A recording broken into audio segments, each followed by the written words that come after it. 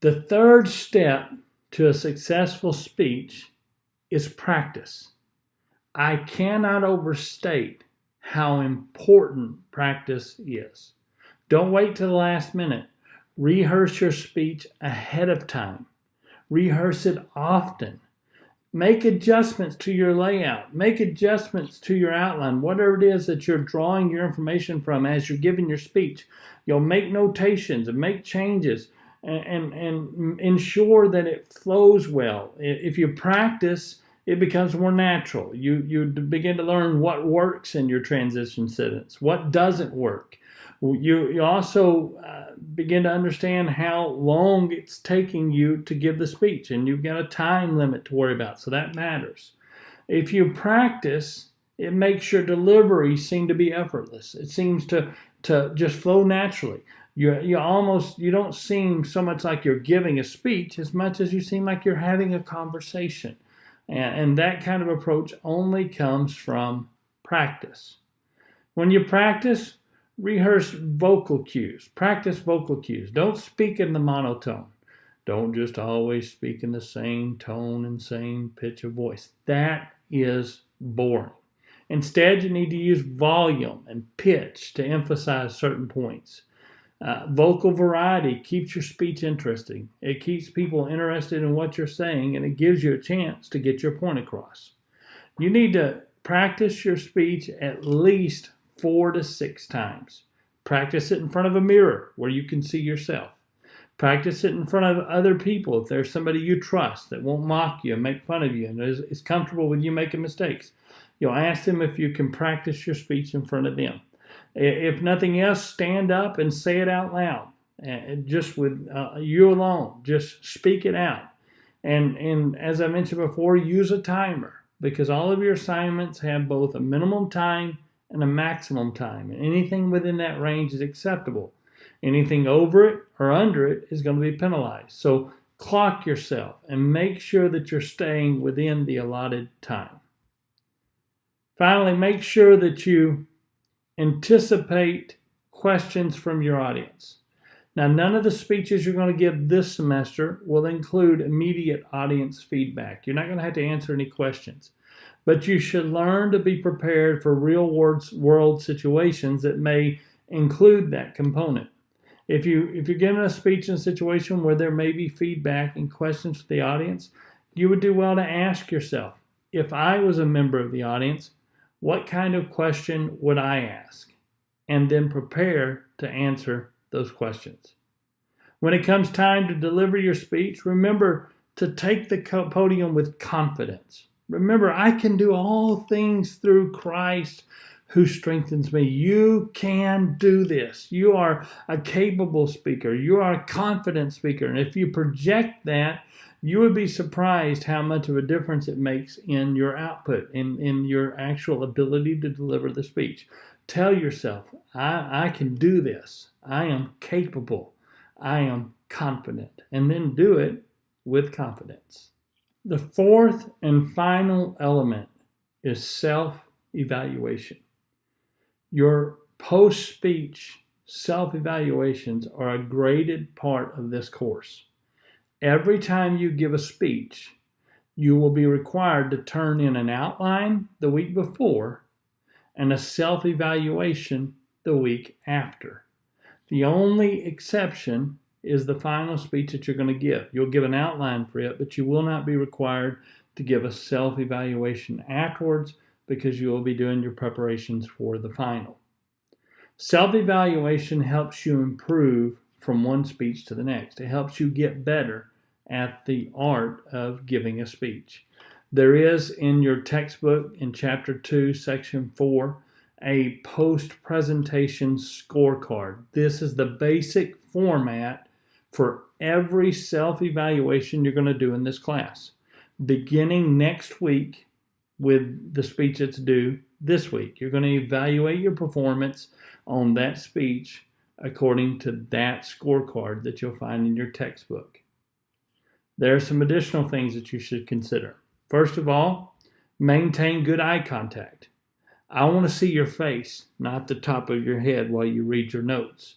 You need to engage your audience, not just your notes. I understand that you have to have notes. I understand that you need an outline. I do too. But you need to engage your audience more than you engage your notes. Secondly, make sure that you film in landscape mode. If you're having somebody else film you, or if you're filming yourself or using a tripod or whatever, you want your phone this way, not this way. This way will cost you points. This is the way that works for a screen. This is what we're doing in this class. Your students will appreciate you for it. I will appreciate you for it. Your grade will be better for it. Film in landscape mode. If you don't do so, it'll cost you points. Another thing is, don't provide any background music. I need to be able to hear you, not the music that you might use to help the video flow along. Another thing is, choose a good environment to record your video. The background behind you should be appealing. We don't want you to record your video in your dorm room with your dirty laundry behind you. You should dress nice. You should take the time to let your appearance be appealing. You should avoid areas that have a lot of ambient noise.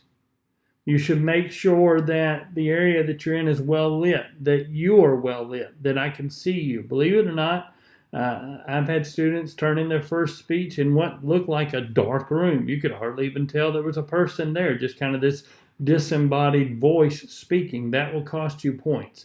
Don't film your speech in a dark room. I need to be able to see you. I need to be able to see you making eye contact with the camera. I need to be able to see your demeanor and your motions and the way that you're helping present the speech with your body language. Make sure that I can recognize the key parts of your speech. I need to be able to discern that there's an introduction.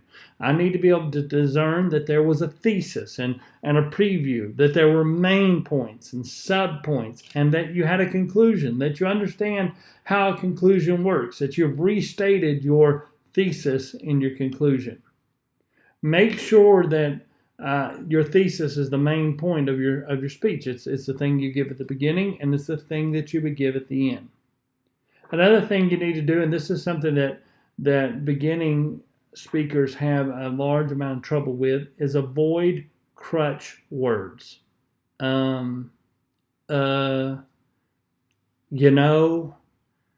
Those things happen when you don't know what to say next. You're kind of speaking off the cuff. They come from a lack of practice. And the way that you mitigate that is, first of all, by practice. Practice until the speech naturally flows. Secondly, listen, I've been speaking in public for many, many years. And even I can stop every now and then, lose my train of thought, and say, I'm not asking you never to say, But what I'm telling you is if you practice your delivery, if you get it where it flows well, there will be less of those instances. And then you begin to train yourself in those instances. You recognize immediately where you are, what you're about to do, and you learn to substitute other words. Find a way to continue your point. Find a way to elaborate on the last point until you find your place and realize where you need to go next. And finally, make sure that your speech conforms to the assignment given and the time frame allotted. I don't assign speech topics. I assign speech types. This speech this week is a speaker introduction, and so there's a very specific thing that I expect from you. I expect you to tell me who the speaker is. I expect you to tell me what they're going to be speaking about. And I expect you to tell me why they're qualified to speak about that. Make sure that you conform to the assignment. Every assignment is different. Every assignment has details in the syllabus about what I expect from you on that assignment. All right, that wraps up our second week lecture. You need to be sure and read chapter 2 this week. Your first speech is due by Tuesday night at midnight. You can find all the details on that in the syllabus or under the modules tab in Canvas. If you have any questions, just email me and I will respond as promptly as I can. Be sure to participate in the discussion post.